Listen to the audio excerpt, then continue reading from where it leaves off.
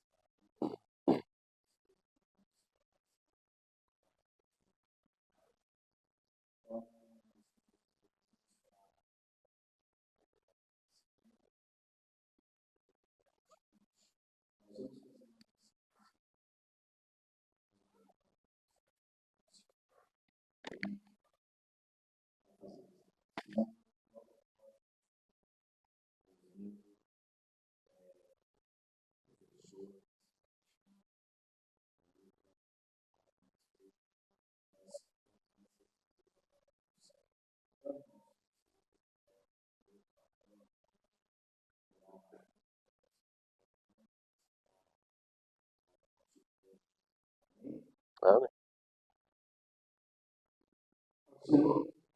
Amém.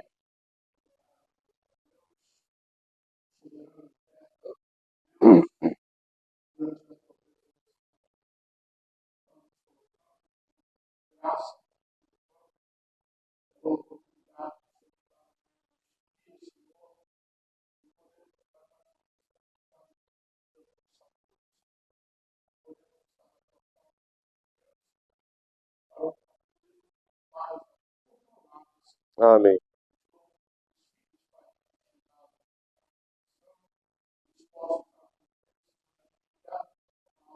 Sim, Deus. Amém.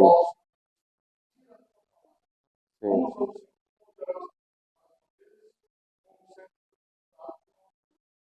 Amém.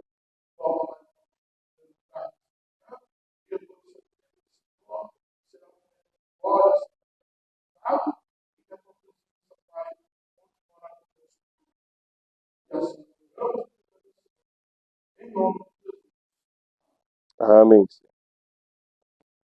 Ok. Vou usar esse? É esse aqui? Para usar os dois. Ah, esse vai. Tá bom, pastor, obrigado. Agora entendi. Tá certo. E eu passo aqui com esse controle? Deixa eu ligar. Muito bem. Meus queridos irmãos, podem assentar. É um prazer. Calma aí. É um prazer estar com vocês. A paz do Senhor. Deus abençoe ricamente a sua vida. E agradeço aí os contatos do nosso querido irmão Éder, que está auxiliando aqui, né, no Ministério Pastoral. Já está nessa igreja há tantos anos, mais de 20 anos. Então é um prazer, é uma bênção, uma alegria estar aqui com vocês. Também o pastor Márcio, pela oportunidade. Então, que Deus seja louvado. Bem, como nós vamos fazer uma aula, vocês vão ter a oportunidade de levantar a mão e fazer a pergunta no meio da aula, tá bom? Fique à vontade, ou anote a sua pergunta, a sua curiosidade para depois, como você achar melhor, tá certo? Bom, deixa eu me apresentar um pouco aqui para vocês saberem um pouco mais, né, de quem é o pastor Alexandre Dutra. Bom, já estou casado com a irmã Jane, ela queria vir, mas nós tivemos 2 casamentos. Um casamento que eu fiz, realizei na sexta-feira, lá em dia 15, né? Feriado, em Mariporã, de 2 oficiais da aeronáutica. Foi muito bonito, foi bem emocionante.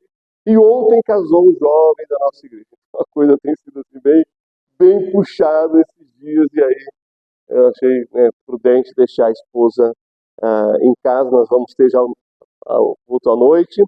E também ela é professora, viu, Diácono? Ela é pedagoga, professora, então tem atuado aí nessa área, que é um grande campo missionário, né? Trabalhar nas escolas, com as crianças, os juniores, adolescentes e jovens, é um verdadeiro campo missionário, tá bom? Estamos casados há 30 anos e temos 2 filhos, o Nicolas com 25 anos de idade e o Gabriel de 20 anos de idade. Então, estão todos já criados, o Nico já terminou a faculdade, o Gabriel está fazendo faculdade, ambos estão trabalhando, já ajudam em casa, já pagam as próprias contas deles, né? Isso aí é uma bênção. Pena que já estão pensando em casar, né? Quando começa a retornar, né, para o investimento, aí eles pensam em casar. Mas é assim a vida, faz parte. Deus abençoe eles, graças a Deus, meninas crentes da igreja, então é uma bênção, né? Também deixa eu falar um pouco da minha formação. Eu tenho a minha formação em teologia. Aliás, meu testemunho é assim.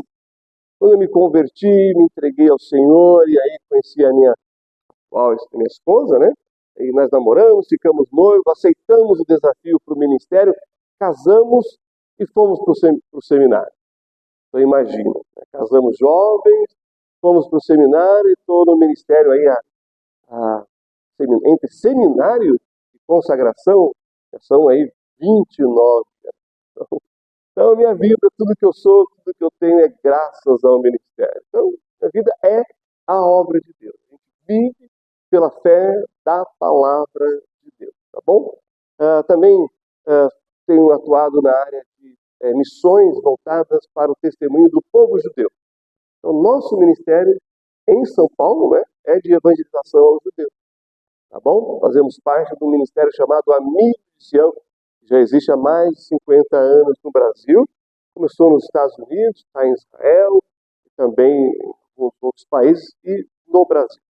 Vocês depois podem acessar o canal dos Amigos de Sião no Instagram, no Facebook, e também nós temos um canal no YouTube, tá bom? Amigos de Sião, vocês então podem se inscrever lá e acompanhar o nosso ministério. A gente traz notícias, a gente aborda o que está acontecendo em Israel, com os judeus no mundo, numa perspectiva bíblica judaico-messiânica, tá certo? Então, se inscrevam lá, clica no sininho para receber as notificações. E tenho também uma formação, dois mestrados, um na área de teologia, ou pela faculdade Baptist Bible Seminary, Bluegrass Baptist Bible Seminary, que é um seminário norte-americano, e também fiz o meu mestrado na área de estudo judaico na Faculdade de Letras lá da USP, na cidade universitária. E agora estou fazendo o meu doutorado. A gente não para de estudar, a gente não para de ler, e também a gente não para de escrever, tá certo? Sou pastor auxiliar no Templo Batista de Indianópolis. Quem conhece aqui o Shopping Ibirapuera, ali a região de Moema, a nossa igreja fica lá, tá? Há 56 anos. Então, a gente tem servido lá desde o ano 2000 como pastor auxiliar e missionário aos judeus, tá bom? E claro, quando eu disse que a gente não para de escrever, eu trouxe para vocês 2 livros que eu escrevi.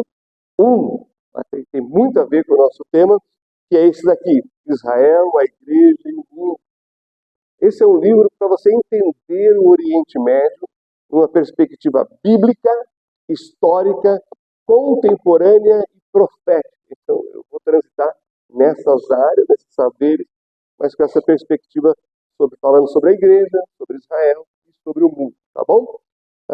Tem um outro livro que vai ser publicado pela uma editora lá de Curitiba, até o ano que vem, sobre o ciclo da vida. Desde o nascer, uma perspectiva judaico-cristã, né, até a morte, sepultamento e eternidade. Então, é bem interessante.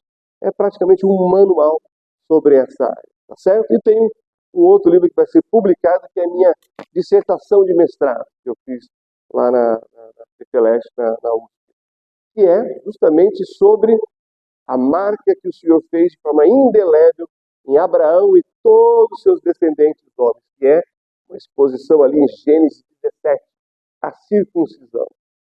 Existe a circuncisão na carne dos meninos e existe a circuncisão do coração, tá bom? E agora, o meu segundo livro que eu trouxe aqui é esse, Encontros Notáveis com Jesus. Histórias do Evangelho, do livro de Atos, que mudam vidas, tá certo? Quando foi feito o pedido da capa, né, eu só fiz 2 exigências, nada do falso Cristo, nada demais, em que o nome de Jesus estivesse em letras maiúsculas, garrafais, estão vendo aqui? E aí saiu essa carta. Tem sido uma grande bênção esse livro. Tenho colegas, pastores, usando esse livro para ministrações, cultos de oração, grupos pequenos também em EBD, e tem sido uma grande bênção, tá bom? Então, os livros vão aumentar o ano que vem, então eu vou manter o preço antigo para vocês, tá bom? R$35, tá certo? Depois vocês podem me procurar lá. Agora, esse daqui, para vocês terem uma ideia, eu tenho colegas que têm usado ele para se preparar para debates, sabe, lá na Musical FM, vídeo, o programa Vejam Só. Então, tem sido consultado em referências sobre esse livro aqui. Aliás, já fui citado pela Valnice Milhome, né? Então, tem sido assim, uma experiência muito interessante. O pessoal, os colegas de ministério estarem aí usando esse material como fonte de pesquisa. Para a gente é uma honra, um privilégio. Tá bom? Então, isso é um pouco da minha vida. Minha vida é o ministério. Tenho 25 anos de consagração ao ministério. Então, é isso aí. Já deu para calcular a minha idade? Não deu, não? Então, vamos lá, meus queridos irmãos. Bem, nosso tema é esse que está aí, as promessas de Deus através dos séculos. E nós vamos ver isso olhando para a história de Israel, passando pela igreja e alguns acontecimentos da atualidade que está ligado com a questão da profecia. Tá certo? Então, eu vou passar aqui o nosso próximo tópico, que é justamente uma referência às profecias. Foi aí? Sim. Deixa eu dizer uma coisa para vocês muito interessante quando a gente diz respeito à profecia. Deixa eu abrir aqui. Opa, só um instante.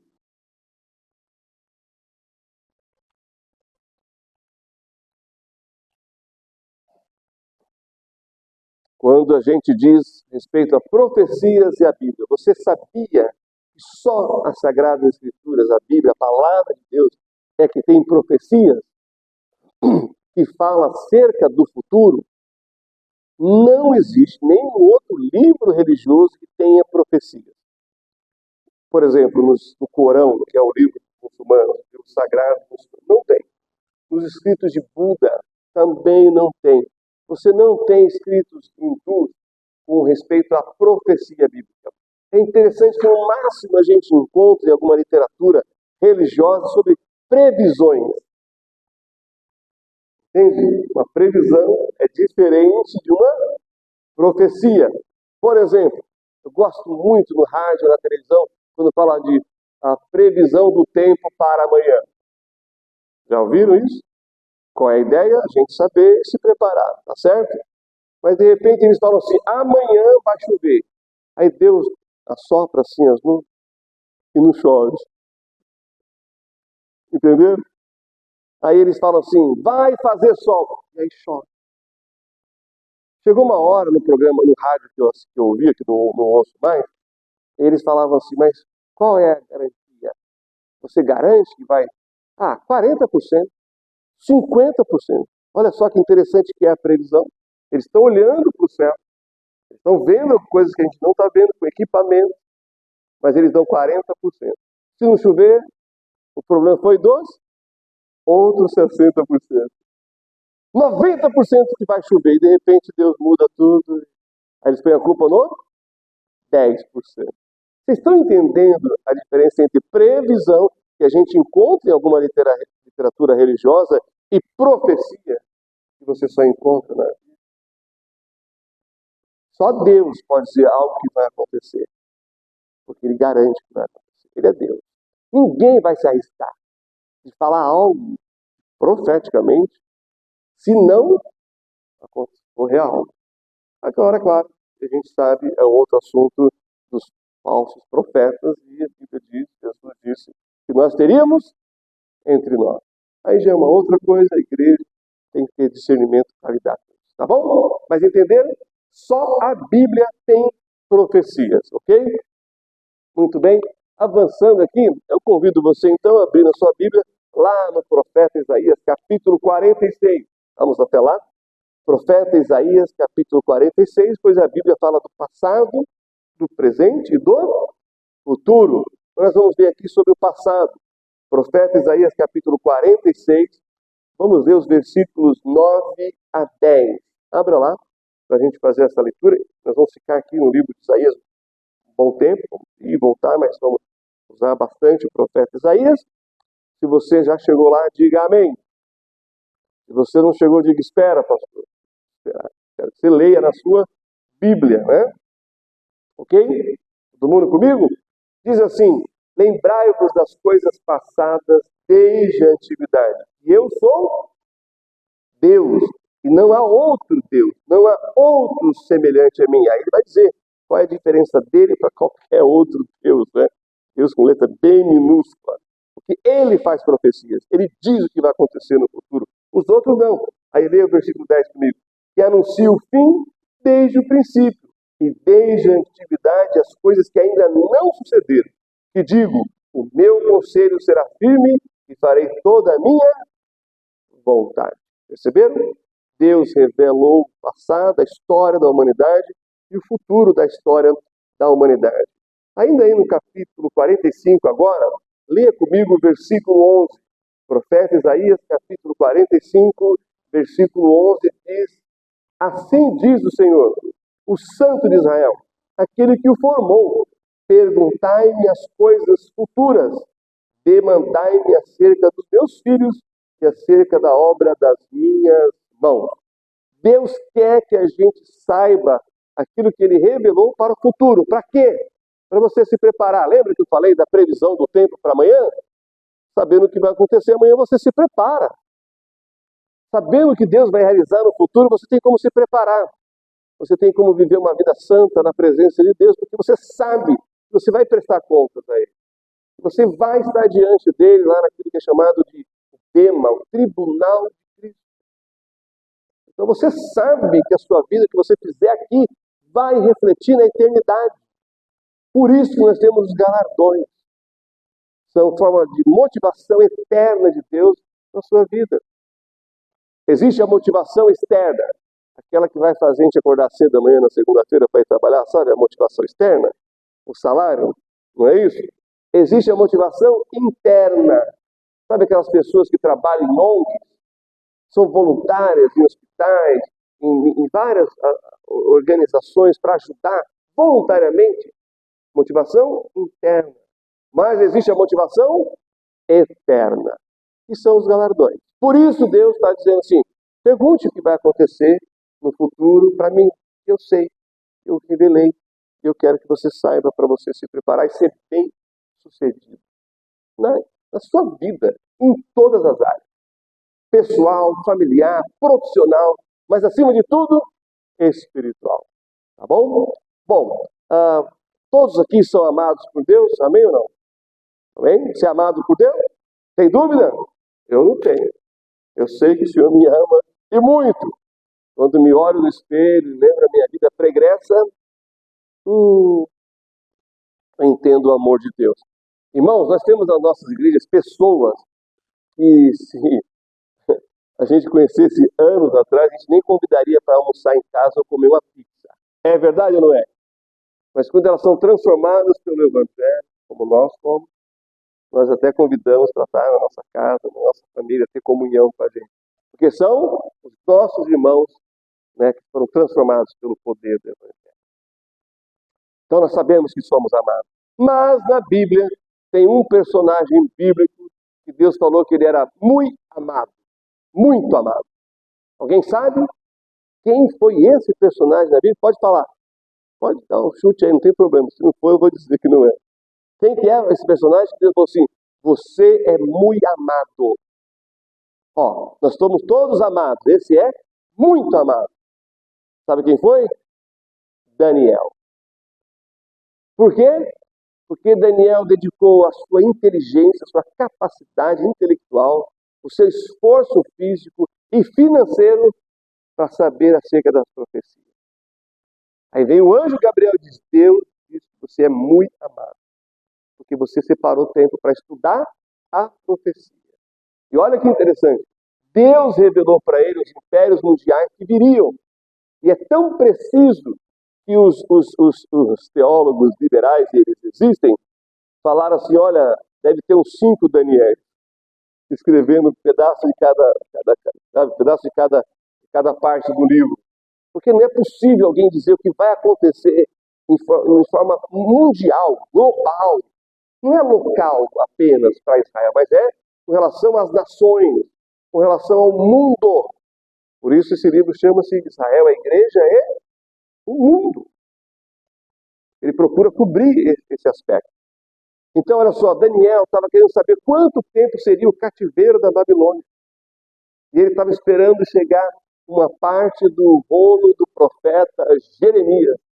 Porque Deus revelou para Jeremias que o cativeiro de Israel seria de 70 anos. Ele investiu dinheiro, ele investiu tempo, ele investiu energia para aprender a profecia, para estudar a profecia dos outros profetas. Aí Deus revelou para ele as profecias. Estão entendendo isso? É o que nós estamos atuando aqui, de acordo com o livro do profeta Isaías. Bem, já no nosso próximo tópico, afinal de contas, que povo é esse? O povo de Israel. É o povo da aliança. Eu vou ler com vocês agora o texto mais importante da Bíblia. Vá comigo para Gênesis capítulo 12. Eu não sei se vocês sabem, mas tudo vem e deriva depois de Gênesis capítulo 12, que é o chamado de Deus com Abraão. Pensa comigo. Deus levou 11 capítulos para falar do mundo, do universo, da criação do homem, das nações, dos povos, das línguas. E do capítulo 12 até o capítulo 50 de Gênesis, ele vai trabalhar com quem? Uma família. A família de Abraão, Isaque e Jacó. Percebam, irmãos, como Deus dá mais atenção na Bíblia para as famílias do que para as coisas criadas por Ele. Deu para perceber? 11 capítulos, tudo que nós sabemos do universo, da criação, do homem, da mulher, da terra, céu e planetas. E do capítulo 12 até o 50, Deus falando com a família de Abraão, Isaque e Jacó. A coisa mais importante que você tem é a sua família. Valorize ela, trabalhe por ela, e se necessário for, sacrifique por ela. Tá bom? Então leia comigo. E é interessante que quem falou isso foi o Walter Kaiser Jr. Ele vai dizer, essa é a porção mais importante de toda a Bíblia. Por quê? Porque tudo que a gente sabe sobre aquilo que a gente precisa saber em relação à nossa vida com Deus, a história da humanidade, da igreja, das nações, está aqui revelado. Diz assim, Gênesis capítulo 12, versículos de 1 a 3. Ora, o Senhor disse a Abrão, sai-te da tua terra, da tua parentela e da casa de teu pai, para a terra que eu te mostrarei. E far-te-ei uma grande nação, e abençoar-te-ei, e engrandecerei o teu nome, e tu serás uma bênção. E abençoarei os que te abençoarem, e amaldiçoarei os que te amaldiçoarem, e em ti serão benditas o quê? Todas as famílias da terra. Entenderam? A revelação vai ser dada aqui nessa família, que nós vamos ter a nação de Israel, e Israel vai ser uma bênção para as nações, a luz para os gentios. Eles vão nos dar a coisa mais preciosa que temos, a Bíblia, a palavra de Deus. E eles vão nos dar a pessoa mais maravilhosa que temos. Quem é? O Senhor Jesus. O Senhor Jesus é um judeu nascido de uma virgem judia numa cidade da Judéia chamada Belém. Perceberam como esses 3 versículos falam de toda a história da redenção? Mas olha que interessante, diz assim, no versículo 3, abençoarei os que te abençoarem. É uma bênção de relação. Está acontecendo ainda hoje. Não sei se vocês sabem, mas foi um brasileiro que presidiu a ONU quando teve a partilha da terra lá de Israel. Uma parte para os judeus e a outra parte para os árabes. Os árabes não aceitaram, mas os judeus aceitaram. O que aconteceu na sequência, na história brasileira, quando esse brasileiro chamado Oswaldo Aranha estava presidindo ali como secretário das Nações Unidas, da Organização das Nações Unidas? Alguém tem ideia do que aconteceu no Brasil? Nós descobrimos o petróleo. Aí teve a campanha O Petróleo é Nosso. Então, a história de Israel, Estado moderno, é junto com a história da maior empresa brasileira que temos, que é Petrobras. Coincidência? ou providência divina. Mas qual que é a outra parte do versículo? E amaldiçoarei os quê? Te amaldiçoarei. De 48 para cá, algumas nações se levantaram para destruir Israel.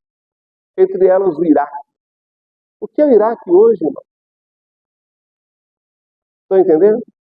Uma outra nação se levantou, a Síria. O que é a Síria hoje? Está em guerra civil há mais de 10 anos. Mais de 1 milhão de mortos.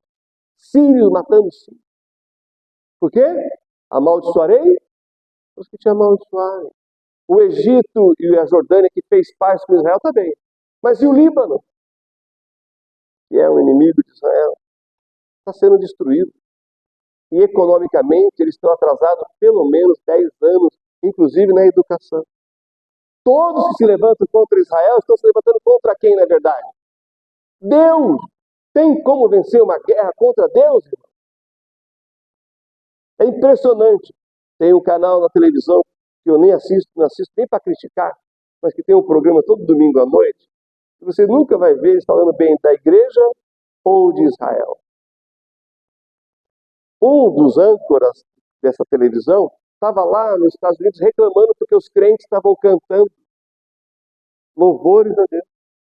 Mas ele nunca reclamou das batucadas e nem de cobertura que eles fizeram, fazem até hoje, da festa da carne. Aí o barulho não incomoda. Mas o nosso barulho de adoração e exaltação a Deus vai sempre incomodar as trevas. Mas tem um país agora que está ameaçando Israel. O nome é Irã. Talvez a gente viva para ver o Irã sendo destruído. Porque todos que se levantaram contra o povo de Deus foi destruído. Israel também é muito parecido, nós somos muito parecidos com Israel, a igreja. Quanta perseguição. Agora lançou aí o Gladiador 2. Sabe quem morria lá no Coliseu? Os crentes, que eram devorados pelas feras e assassinados pelos gladiadores. Mas a igreja está aqui. E o Coliseu é ruína. Vocês estão entendendo essa parte? Abençoarei os que te abençoarem, mas amaldiçoarei os que te amaldiçoarem. Então vamos lá. Agora eu quero, ainda nessa perspectiva, além da perspectiva histórica, vir aqui para a perspectiva um pouco mais profética.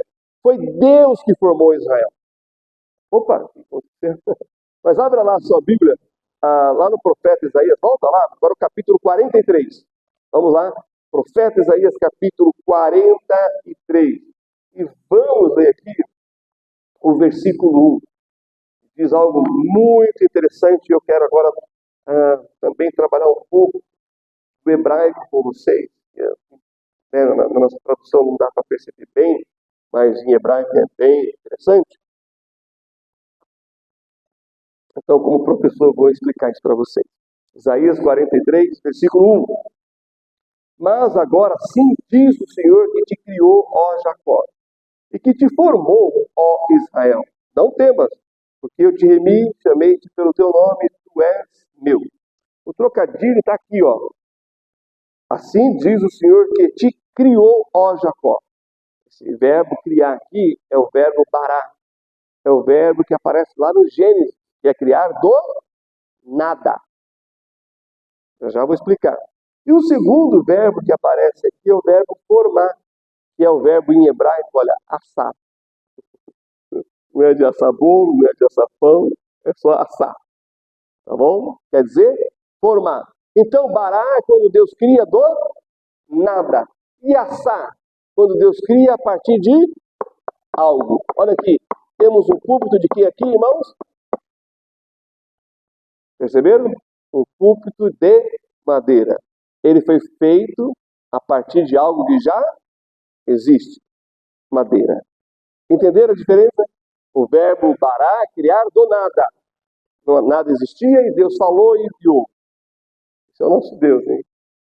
Agora, quando já existe algo, Deus usa aquilo, faz outra coisa, é o verbo assar em hebraico, que é o formar. Jacó foi criado do nada, mas Israel foi formado a partir de Jacó. Entenderam? Então vamos lá explicar isso com mais clareza para vocês entenderem. Abraão, casado com Sara, e olha que interessante, Sara era estéril. Ela não podia ter filho. Os anos se passaram, ela já não ovulava mais, o Abraão também já tinha encerrado, aí veio o milagre de Deus. Né?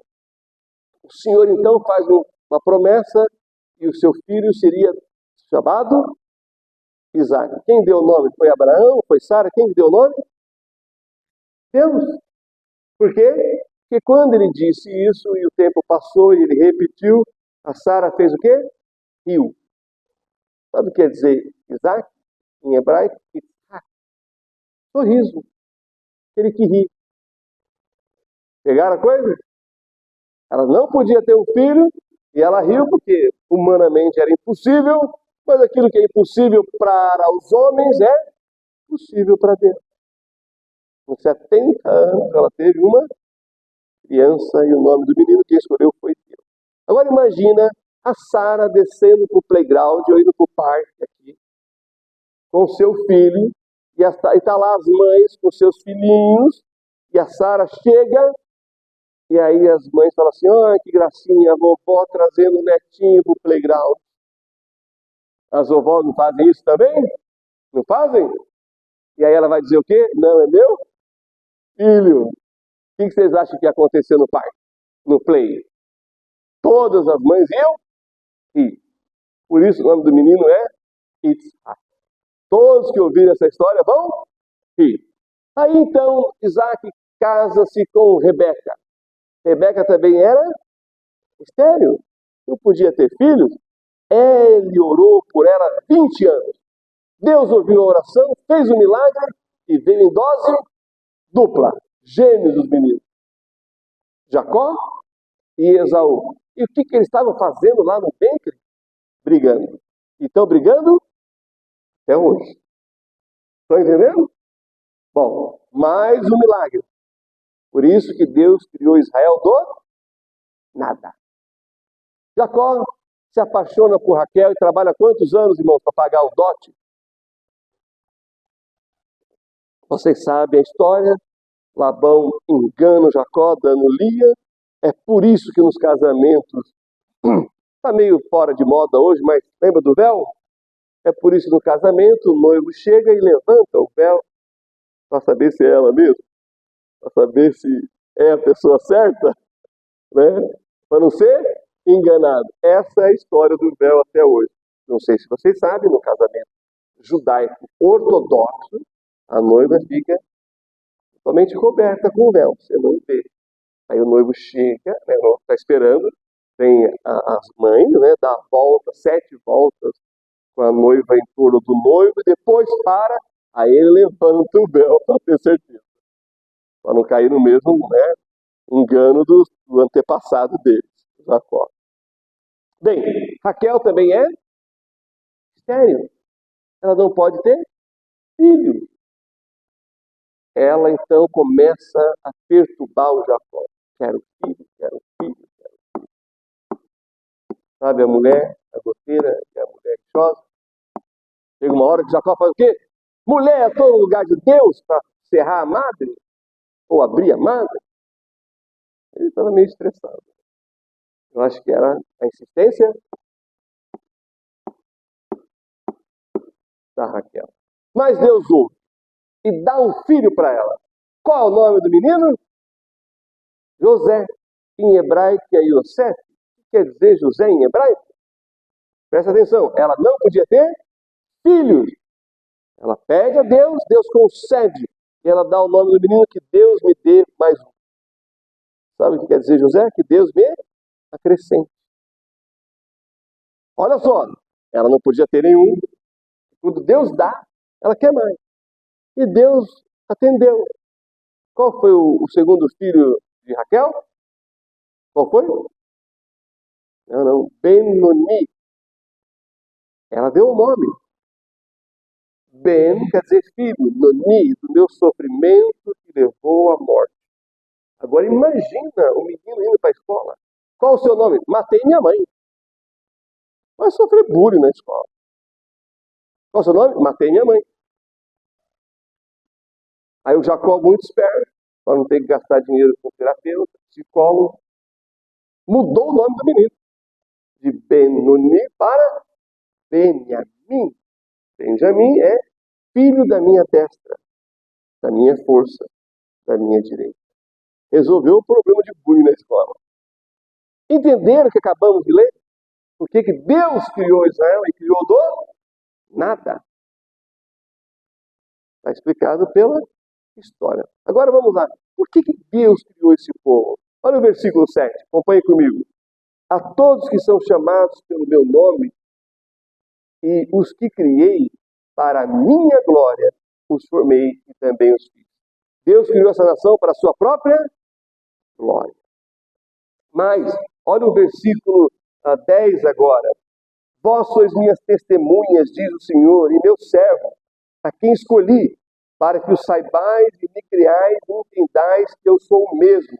E antes de mim, Deus nenhum se formou, e depois de mim, nenhum haverá. Deus criou esse povo para esse povo ser o que dele? Suas testemunhas. Aí vem o Senhor Jesus dizendo que nós receberíamos o poder do Espírito Santo e seríamos suas testemunhas. Olha o paralelo aqui, Israel e a igreja. São suas testemunhas na terra. E para finalizar, leia o versículo 14 comigo. Assim diz o Senhor, vosso Redentor, o Santo de Israel, por amor de vós enviei a Babilônia e a todos fiz descer como fugitivos caldeus nos navios com que se vangloriavam. Deus deu esse povo para eles, para que eles saibam que Ele é Redentor, Salvador, aquele que resgate as pessoas dos seus pecados. É isso que quer dizer Redentor. Jesus Cristo é o Goel, aquele que redime a raça humana. Tá bom? Mas para redimir a raça humana, tem que ser da raça humana. Essa palavra vai aparecer lá na história de Ruth e Boaz, quando Boaz vai redimir Ruth. Para isso, ele tinha que ser da família dela. Tinha que ser da tribo de Judá. É por isso que Jesus vem e se torna homem. Mas com um detalhe muito importante. Sem pecado. Porque lá em Gênesis 3,15 já dizia que ele nasceria da semente da mulher e não do homem. Estão entendendo por que Isaías diz que a virgem conceberá e dará à luz um filho? E qual será o seu nome? Emanuel. O que quer dizer Emanuel, irmão? Deus conosco. Agora vamos celebrar o Natal, o nascimento, a chegada do Messias, tá bom? Agora, deixa eu dizer uma coisa importante para vocês. A profecia bíblica está centralizada em um povo judeu, em uma cidade. Qual é a cidade? Jerusalém. Por isso que todo mundo quer conquistar Jerusalém. Aí eu pergunto para vocês, sabe o que tem lá em Jerusalém? Ouro, pedras preciosas, petróleo, gás. Não, só tem pedra. Só tem pedra em Jerusalém. Mas por quê? Todo mundo quer conquistar? Porque é o único lugar que Deus colocou o seu nome. E o seu Filho derramou o seu precioso sangue para nos redimir.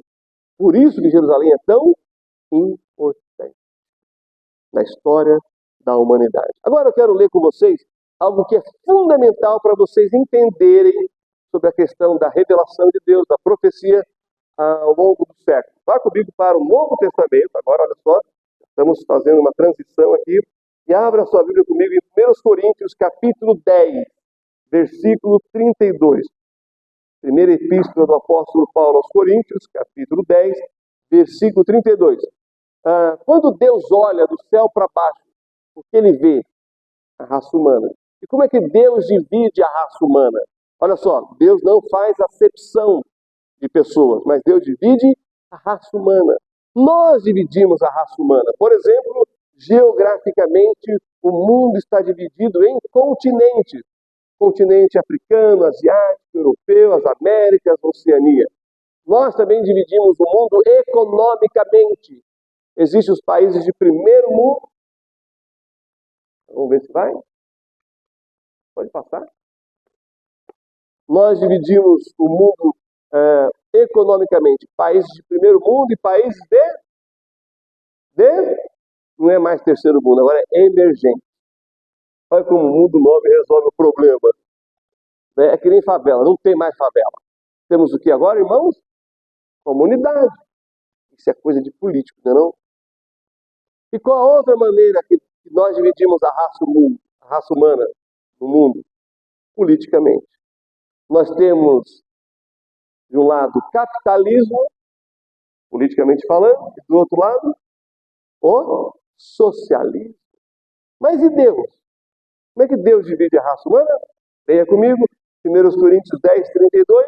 Portai-vos de modo que não deis escândalo nem aos judeus, nem aos gregos, nem à igreja de Deus. Como é que Deus divide a raça humana? Judeus, os gregos aqui são os gentios são os não-judeus. E qual o terceiro grupo? Igreja. O que é a igreja? A união de judeus e gentios que creem em Jesus Cristo como seu Senhor e Salvador pessoal. Então, presta atenção na Bíblia. Ou Deus vai estar falando com Israel, ou Deus vai estar falando com as nações, ou Deus vai estar falando com a igreja. O problema é que algumas pessoas pegam o texto das bênçãos de Israel e quer trazer para a igreja. Só as bênçãos, a maldição não. Ou pegam um texto que Deus está falando para as nações e querem aplicar para a igreja também. Vai dar certo? Não vai dar certo. Então, se você prestar atenção, quando estiver lendo, você tem que fazer as seguintes perguntas. Quem está falando? O que está falando? Para quem está falando? E aí você vai interpretar a Bíblia corretamente. E 50% dos nossos problemas teológicos serão resolvidos. Por exemplo, alguns grupos evangélicos acreditam que a igreja substituiu Israel. Como se Israel existe até hoje? Não foi dado para a gente uma terra. Nós esperamos o quê? O céu. A nossa pátria não está aqui. A nossa pátria está no céu. Mas Deus deu uma terra para quem? Para Israel. Perceberam a diferença? Deus vai julgar todos aqueles que não creram em Jesus num período chamado 7 anos. Tribulação. Mas aqueles que creram foram julgados na cruz do Calvário. E Deus nos livrará da ira futura. Agora, Deus está falando isso para quem? Para a igreja. Mas para Israel e para as nações que têm rejeitado o Senhor, eles vão passar pelo período de tribulação. Mas olha que interessante, o juízo de Deus não é contra o homem. O juízo de Deus é a favor do homem. Deixa eu dar um testemunho pessoal aqui. Quando eu era criança, aprontei muito.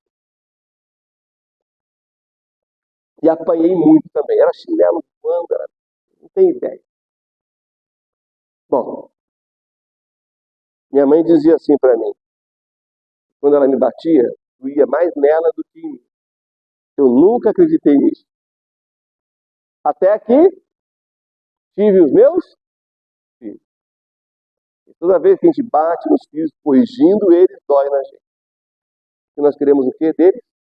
O bem.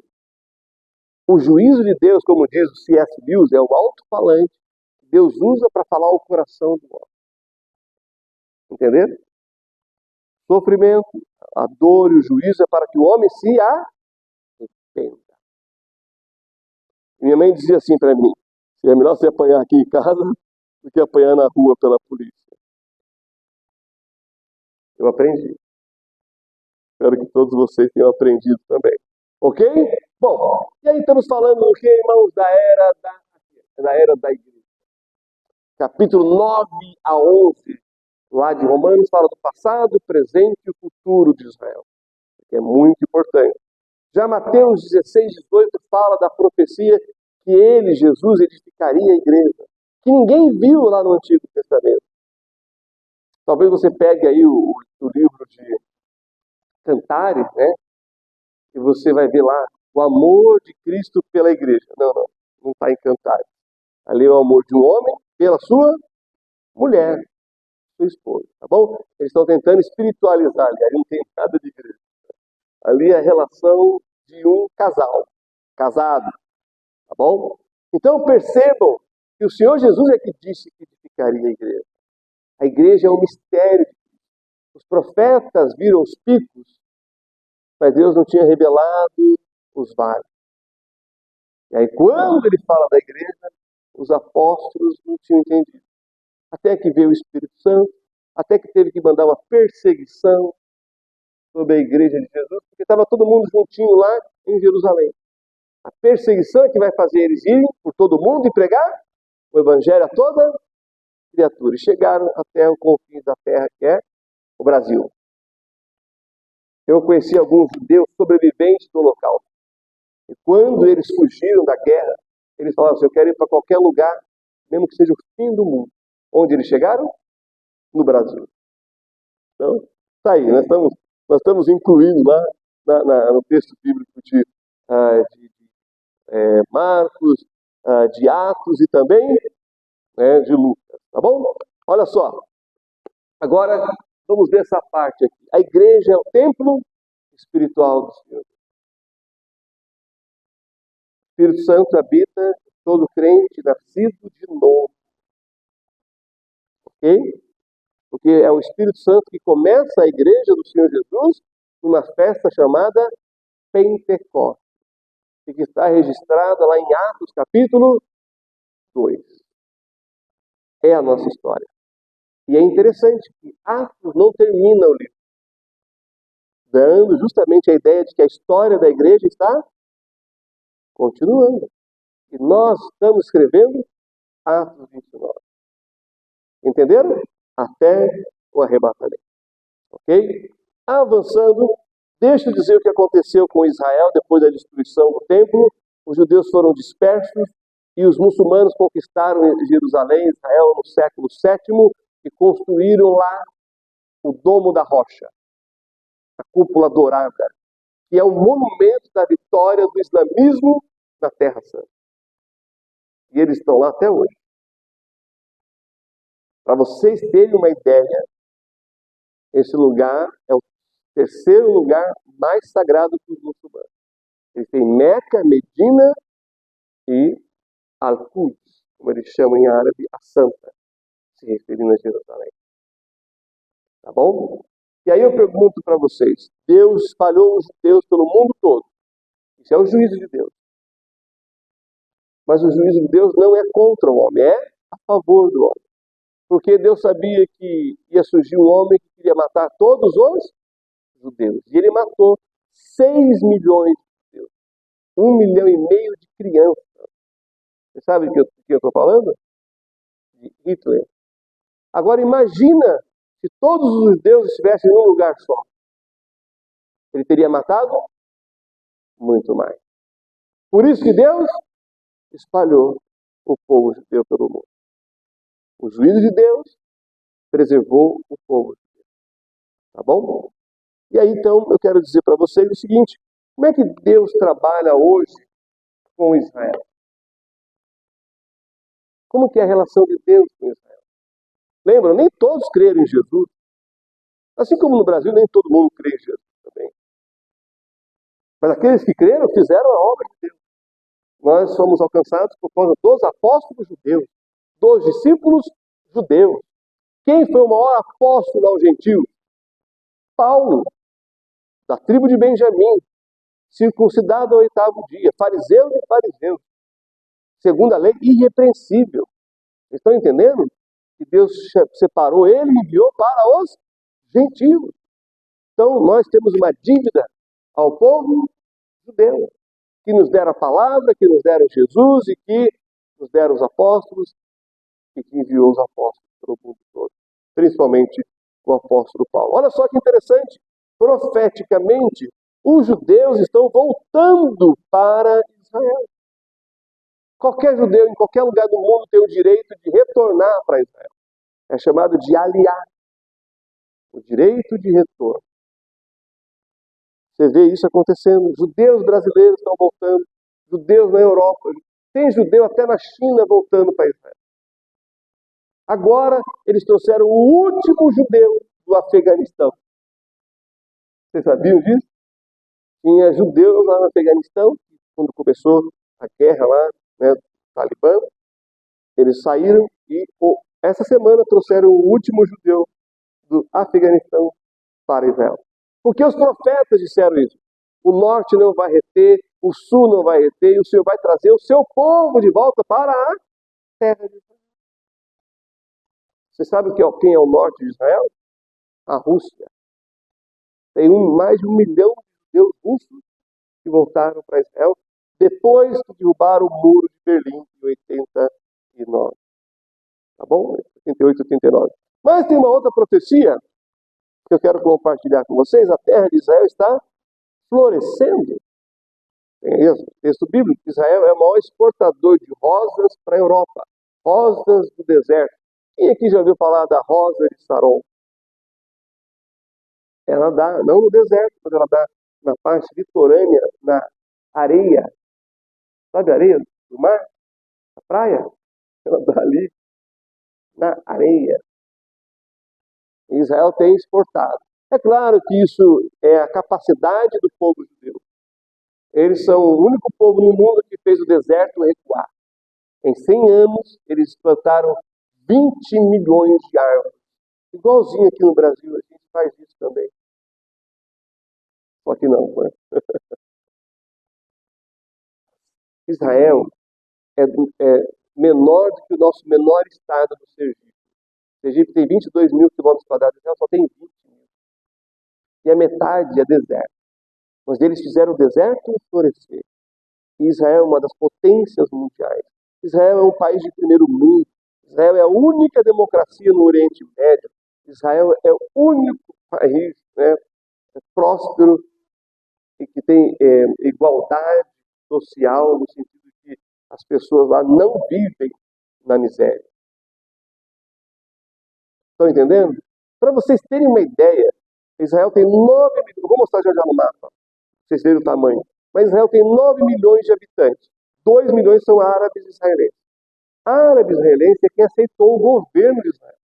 São árabes muçulmanos que se tornaram cidadãos. Eles são mais prósperos do que o pessoal que está na Cisjordânia ou na faixa de Gaza. Nós somos 210 milhões de pessoas. Deixa eu perguntar para vocês.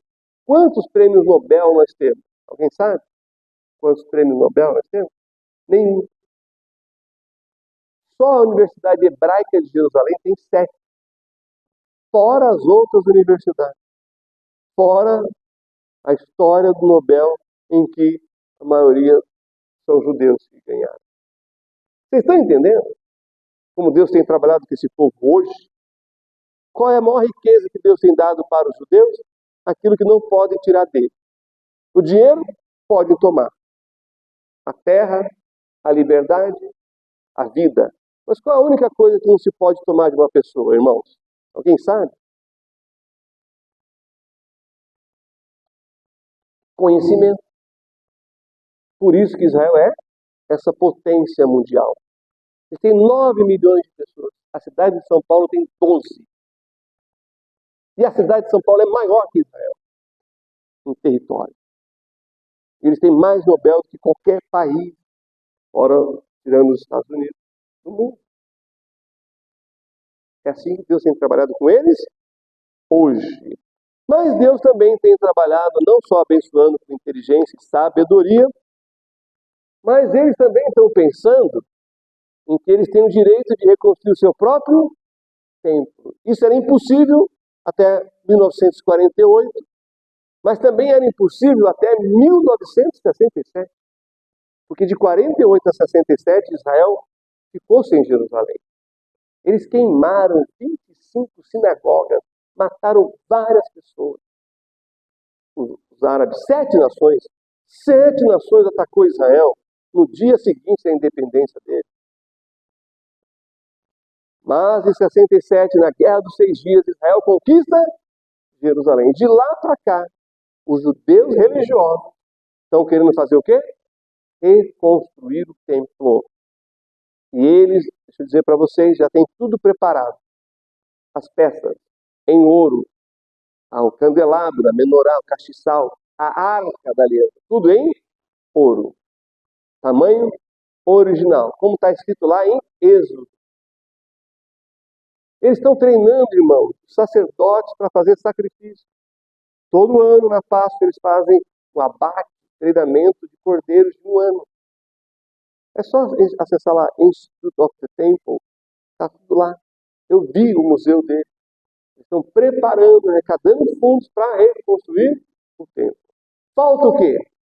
O interesse político de Israel e acordos internacionais. Mas eu vou voltar nesse assunto já já.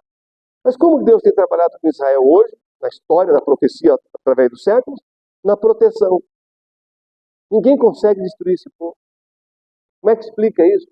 1900 e tantos anos dispersos. Mas eles não perderam a proteção de Deus. E mais, olha isso aqui, irmão. Olha isso daqui. Estão vendo os amarelinhos ali, os países amarelos? 32 nações árabes, 350 milhões de inimigos. Estão vendo o azulzinho? É Israel. Você acha que os muçulmanos estão atacando Israel por causa de terra? Olha esse mapa. Eles estão atacando Israel por causa de terra? Eles estão atacando Israel porque eles não conseguem vencer esse povo. E se eles não conseguem vencer esse povo, que é o povo do Deus de Abraão, Isaac e Jacó, o Deus dos muçulmanos é então mais fraco. Porque se o Alá não consegue vencer os judeus, isso quer dizer o que religiosamente? Que o Deus dos judeus é mais poderoso. Vocês acham que os muçulmanos vão aceitar isso? Eles são mais de 1 bilhão de pessoas no mundo. Vocês acham que eles vão aceitar que o Deus deles é mais fraco do que o Deus dos judeus? Que é uma coisa que as pessoas não falam. Os comentaristas, os especialistas em geopolítica, eles deixam a religião de fora. Por isso que eles vão até uma parte e não têm a resposta.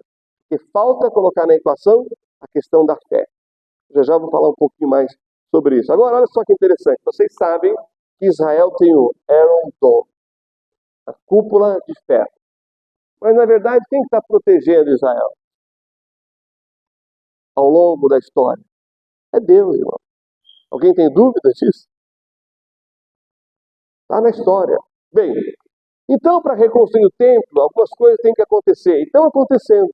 Nós vimos nesses anos, inclusive no governo de Donald Trump, o pacto de Abraão. Os países árabes muçulmanos fazendo acordo de paz com quem? Com Israel. Isso só não é porque está escrito mesmo que a gente acredita, porque seria impossível. Então já tem o Bahrein, Omã, Marrocos, já tem acordos de paz. A Arábia Saudita ia fazer acordo de paz, o pacto de Abraão com Israel esse ano. Por que eles não fizeram? Porque no ano passado o Hamas atacou eles. Mas eu tenho um alerta aqui para vocês.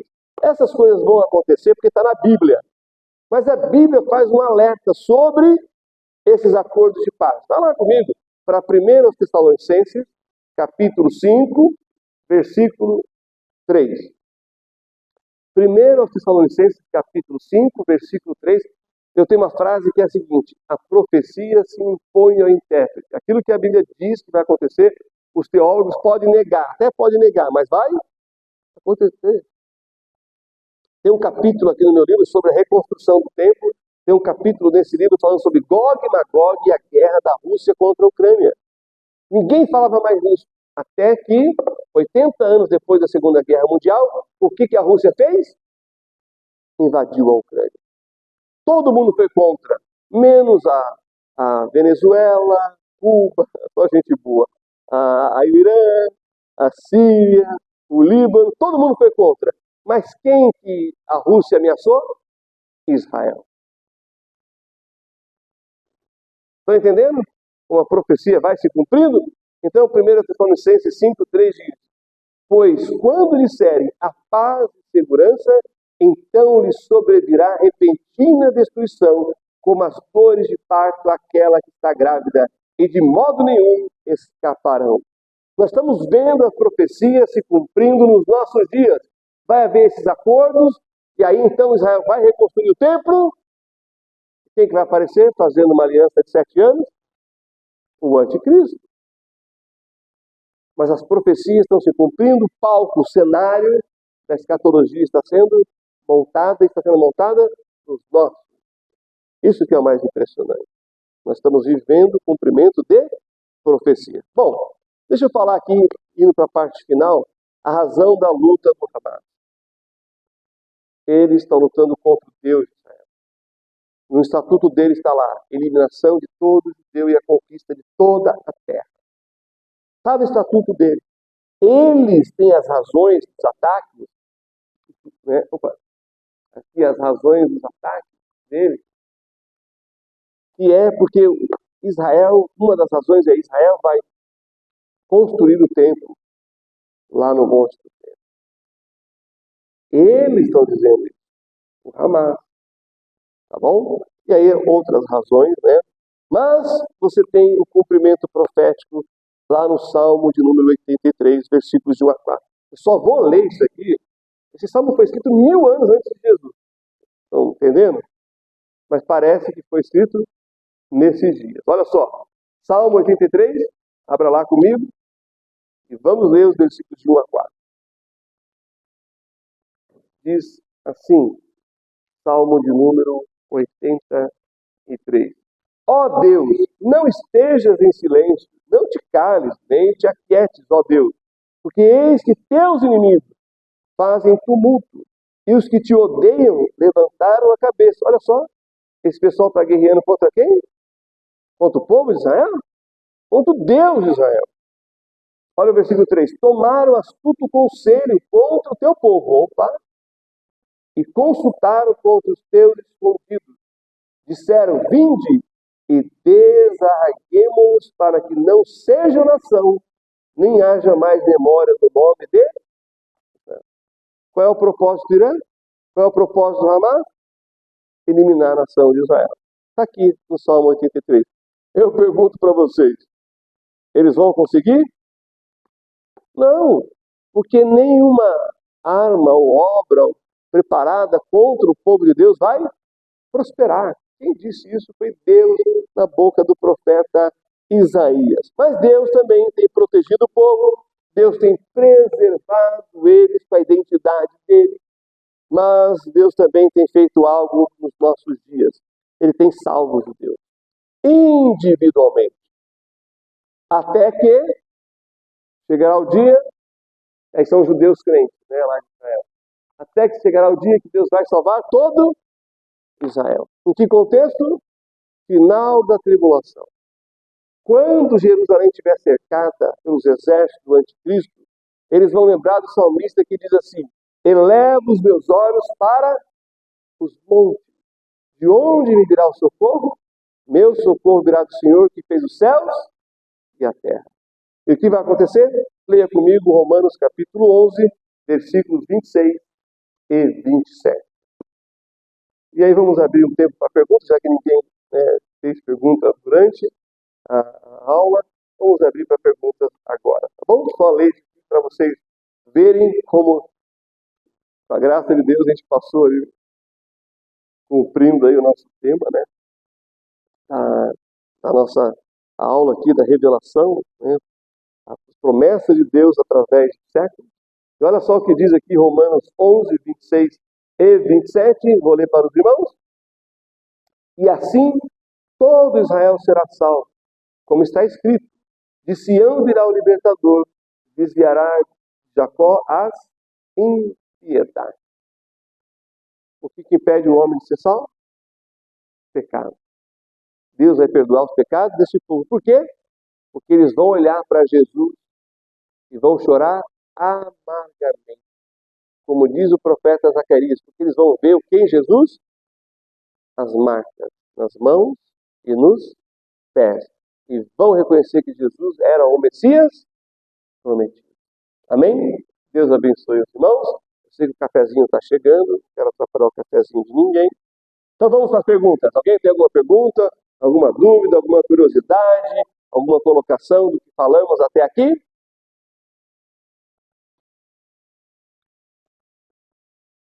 Pode perguntar.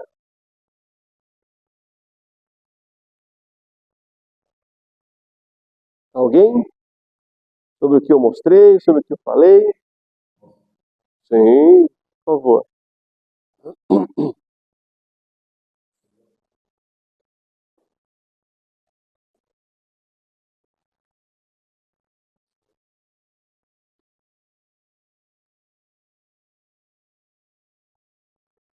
um Gog e Magog contra Israel, ameaçando Israel, a Ucrânia.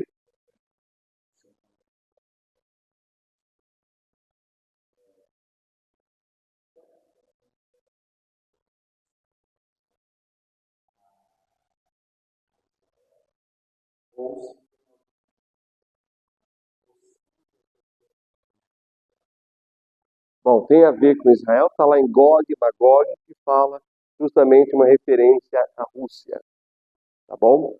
Texto bíblico lá, Meseque, Tubal, tudo é ligado à questão da região, onde está, inclusive, a cidade de Moscou. Eu tenho um capítulo aqui sobre isso. Então é impressionante. Os maiores teólogos, os judeus, estudiosos, rabinos, os sábios, sempre fizeram essa ligação. É interessante. Tem uma frase no profeta que é: o mal vem do norte. Quem está no norte de Israel? Extremo norte? A Rússia. Você acha que o Senhor que inspirou o profeta a falar isso não sabia o que estava falando? Sabia. Sabia muito bem. Agora, tem um outro capítulo aqui que é os acordos de paz. Estados Unidos, Irã e a Terceira Guerra Mundial.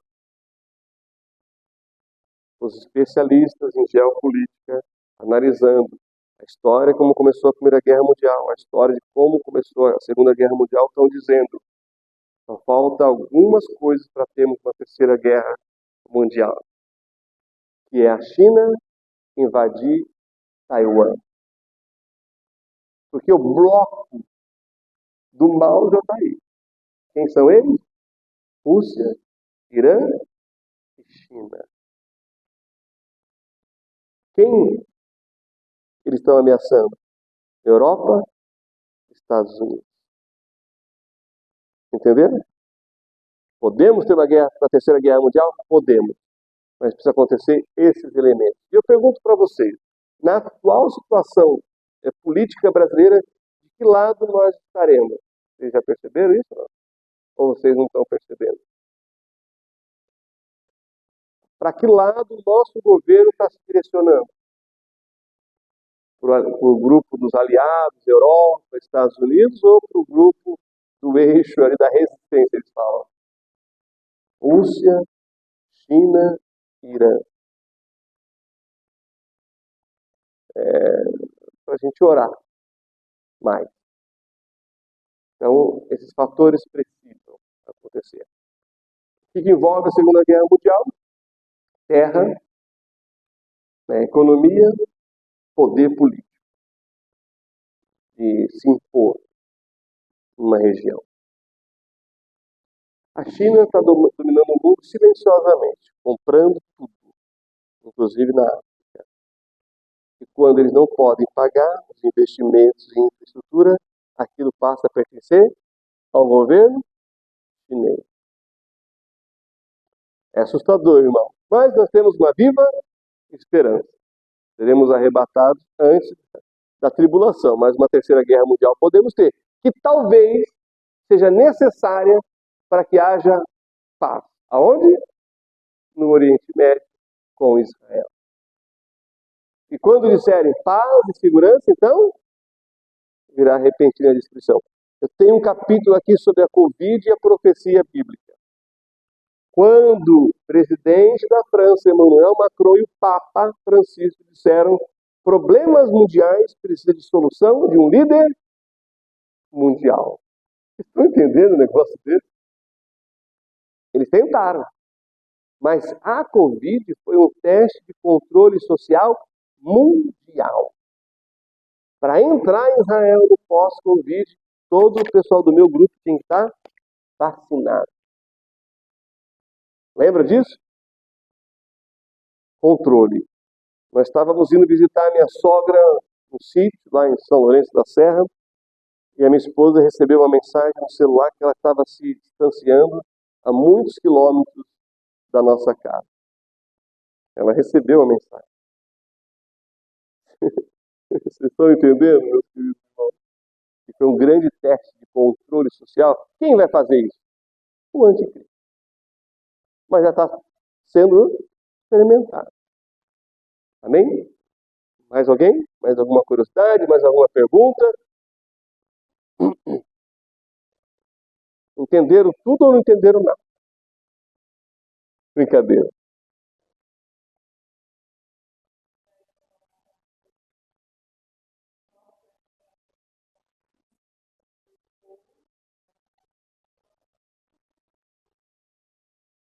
Boa pergunta. Pode ser para a reconstrução do templo, que precisa ser aceito pelos países vizinhos de Israel. Jerusalém foi conquistada em 67, mas o monte do templo é administrado por Israel, Jordânia e a autoridade palestina. Ou seja, os árabes muçulmanos têm que aceitar que Israel possa reconstruir o templo. Isso precisa de muito acordo político, econômico e militar. Estão entendendo? Isso vai acontecer. É uma questão de tempo. Quando a Arábia Saudita ia fazer o acordo, o Pacto de Abraão com Israel esse ano, eles iam entrar num processo econômico de trabalho em conjunto, em que eles iam transportar o gás para a Europa. A Europa comprava o gás de quem? Antes da guerra da Ucrânia? Da Rússia. O que os russos fizeram? Fecharam a torneira. Eles estão comprando gás dos Estados Unidos, gás de Marrocos, que vai ali, ó, passa o gás de Marrocos para Portugal, para a Península Ibérica. Mas, imagina não precisar depender da Rússia e ter um gás passando pela Arábia Saudita, Israel, Grécia, entrando na Europa. Ou seja, essas coisas econômicas, políticas e militares, elas acontecem para levar ao cumprimento da profecia. Para o bem ou para o mal. Mas vai acontecer. Então é isso. É bem complexo, mas ó, vou dizer para vocês, todos aqui que tiverem acesso à internet, pode pesquisar cada uma dessas coisas e vocês vão ver que está lá. Não está escondido. Quem que é o maior inimigo do Irã depois de Israel? Sabe? A Arábia Saudita. Vocês estão entendendo que a Arábia Saudita está querendo se unir com Israel para não deixar o Irã crescer muito ali no Oriente Médio? Tá bom? Mais alguém?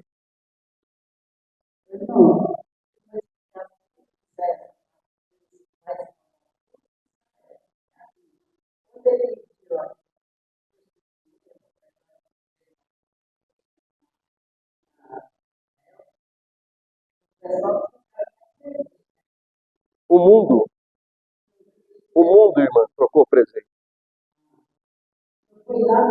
É lá em Jerusalém. Mas quem que trocou presente? Todos que eram aliados de quem? Do anticristo. Foi em Israel. Deixa eu dar um contexto. As duas testemunhas estão pregando em Israel mais de 144 mil. Quem que você acha que não está gostando disso? O anticristo. E todos os seus seguidores. Então, quem está celebrando são aqueles que aceitaram o sinal da besta onde? Na mão e na testa. Mas tem aqueles que não aceitaram. Porque esses se arrependeram dos seus pecados e estão crendo em quem? Jesus é o Messias, o Salvador. Então, esse é o contexto. Quem é esse Israel que vai ser salvo? Todos aqueles que estiverem vivos e que não aceitaram o sinal da besta. Porque se um judeu aceitou o sinal da besta, ele está rejeitando a quem? A Cristo. Mas aqueles que não aceitaram, esses serão salvos. Nações vão deixar de existir. Você olhou o Apocalipse, você tem 2/3 da humanidade vai morrer. Cada 3 pessoas, 2 vão morrer. No final da tribulação só vai ter 1/3 da humanidade. Estão entendendo isso? Por isso que o Apocalipse fala de sangue aonde? Na queixada dos cavalos. Vai levar 6 meses para limpar a terra do sangue dos cadáveres. O mar vai ser contaminado, os rios, as fontes das águas, o sol vai aquecer. Nós somos 8 bilhões de pessoas. Calcula aí. Tá bom? Então, quem é esse Israel que vai ser salvo? Aqueles que não aceitaram o anticristo, que resistiram e que vão estar cercados em Jerusalém. Mas você tem os 144 mil que foram selados, aqueles que foram escondidos no deserto. Lembra lá de Apocalipse 12? Então, esse Israel que vai ser salvo. Agora, todos aqueles que se levantaram contra a nação de Israel vão perecer.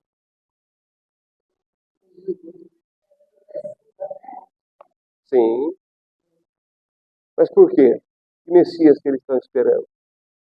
Aquele que vai libertar eles. Mas qual é o problema da raça humana? É o pecado. Quando Jesus veio pela primeira vez, ele veio como Cordeiro de Deus que tira o pecado do mundo. Na segunda vez, ele vai voltar como? Como? Não como cordeiro, mas como leão, para julgar e para reinar. Quem não aceitar o cordeiro vai ter que lidar com o leão. E aí estamos falando das nações e de Israel. Mas, como lemos aqui, todo Israel será salvo. A nação vai ser salva. Por quê? Porque eles vão ter crido em Jesus pelo testemunho das testemunhas e dos 144. Entendeu? Ótimo.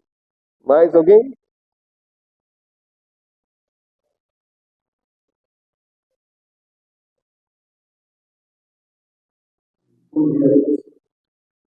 Amém, Pai.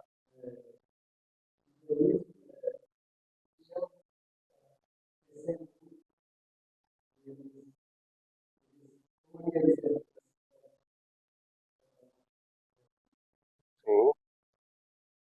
O Islã começou lá na Arábia Saudita com os descendentes de Ismael. Maomé é que começa essa religião, segundo ele, uma revelação do anjo Gabriel. E como ele, dentro do pensamento religioso do Islã, é o último profeta, ele é maior do que todos os outros que vieram antes, inclusive Jesus. Essa é uma religião de expansão, expansionismo que chama, mas pela espada. Como é que eles converteram as pessoas, as nações ali próximas? Vencendo elas. E dando uma chance para elas. Ou se converta, ou morra. E as pessoas, muitas, escolheram a conversão.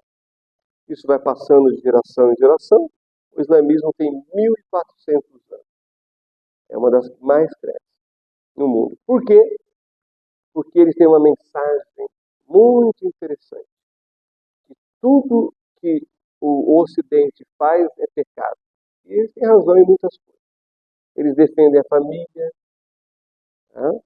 Eles não bebem, mas fumam, que é um negócio impressionante. Para beber, eles têm que beber escondido. É uma religião como qualquer outra, hipócrita, mentirosa, mas eles têm essa coisa, uma causa pela qual lutar e morrer. E por que eles estão dispostos a matar e morrer? Porque, segundo a religião deles, todo aquele que morre numa jihad, numa guerra santa, vai direto para o paraíso. Olha que interessante. Eles são muito parecidos com todas as outras religiões. Eles acreditam no purgatório. Não igual aos católicos, mas parecido. Então, todo árabe ou muçulmano, o muçulmano é que segue a religião islâmica, que morre vai para o purgatório. E ele não sabe se vai sair de lá. Está entendendo? Mas se ele morrer numa guerra santa, ele vai direto para o paraíso. Ele vai receber 72 virgens e ele vai beber mel de um rio de mel que vai ter lá no paraíso. Eles acreditam nisso. Por isso que eles estão dispostos a matar e a morrer. Porque qual é a garantia que eles têm de ir para o paraíso? Morrendo numa guerra santa. Aí eles vão direto. Senão, vai passar pelo purgatório. E aí? Que garantia eles têm? Entenderam porque o Islã é essa potência? A coisa mais importante no mundo é a economia. Se você não tem dinheiro, você não tem comida, você não come, você passa fome. E pessoas com fome fazem qualquer coisa. Qual é a coisa, então, mais poderosa do que a economia? Alguém sabe? A religião. Porque a religião não está preocupada com isso. Está entendendo? Ela está preocupada em ganhar o quê? O céu ou o paraíso. E pela religião dela, ela pode fazer qualquer coisa, inclusive matar ou morrer.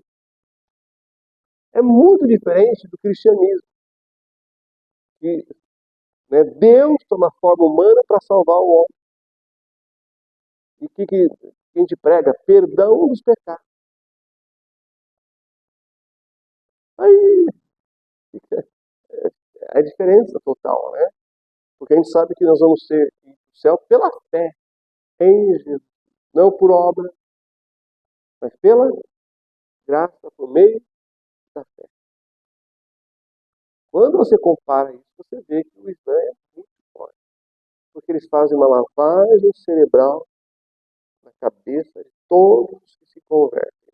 Eu estava falando com os muçulmanos e tinha um rapaz que não era árabe. Eu falei assim, você é um convertido ao Islã? Sabe o que eles me explicaram? Não existe convertido ao Islã. Todo mundo nasce muçulmano. É que em algum momento se desvia. E aí, aquela pessoa, então, ela tem que simplesmente fazer o quê? Voltar a ser muçulmano. Não é um negócio bem pensado. Estão entendendo? Então, realmente, o Islã é um grande desafio. E Israel está cercado de muçulmanos. Vocês viram o mapa, né? São todos os países muçulmanos. Tá bom? Mais alguém? Sim. Tá.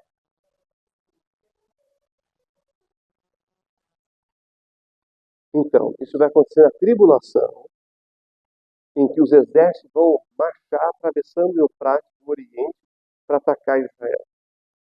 O rio Eufrates está acontecendo, a população está crescendo no mundo todo. Então eles estão desviando a água, não é só do rio Eufrates. O Mar Morto, por exemplo, está morrendo. Porque a água que vem do rio Jordão está sendo desviada. Para quê? Para a população. Mesma coisa no Eufrates. Mas eles não podem desviar toda a água, porque senão ela não consegue romper. Entendeu? Mas profeticamente, na tribulação, vai secar. Por quê? Porque eles vão atravessar um exército a cavalo. Vocês sabiam que existem soldados a cavalo ainda? Cavalaria? Sabe qual é o maior exército a cavalo? Alguém tem ideia? A China. Agora, por que eles vão atacar a cavalo? Porque eu e você, nós dependemos muito de um negócio chamado de tecnologia. É verdade ou não é? Irmão, se isso aqui não funcionar, acabou. A gente não saca dinheiro, a gente, né, tem que ir lá no banco. Agora não, você transfere, você recebe. Não é verdade? Só que isso aqui, se você lança um vírus, o que acontece? Pensa bem. O tanque de guerra, o caça, o navio. Para lançar um míssil, precisa de quê? Tecnologia. E se der como é que eles falam, o bug do milênio? Lembra no ano 2000? E se bugar tudo? Vocês viram aqui, tiveram um probleminha ali técnico, não consigo transmitir uma imagem. E se der problema nisso aqui? Não vai valer nada. E se acabar a energia? Lembra a tempestade em São Paulo? Pessoal, quantos dias ficou sem energia? O que faz? A gente volta à idade da chamada pedra, né? Por isso que os inimigos vão atacar o que tiver. Tá bom? Se o sistema eletrônico não funcionar, não acontece nada. Nós estamos totalmente refém da tecnologia. Agora eu pergunto para vocês, quantas pessoas entendem? Muito poucas. Por isso a gente fica refém, quem sabe essas coisas. Bom, nós sabemos, tem um homem aí que manja muito disso. Bill Gates. Qual é o outro? Elon Musk. Eles são o quê no mundo? Os homens mais ricos do mundo. Vocês estão... Mas quantas pessoas são? Você conta na mão. O Elon Musk tem, né, o Starlink, que é internet através do satélite. É assustador isso, mas está na Bíblia. A ciência se multiplicaria. Tá bom? Ok? Daqui a pouco vai virar almoço isso aqui. Sim. Terminamos?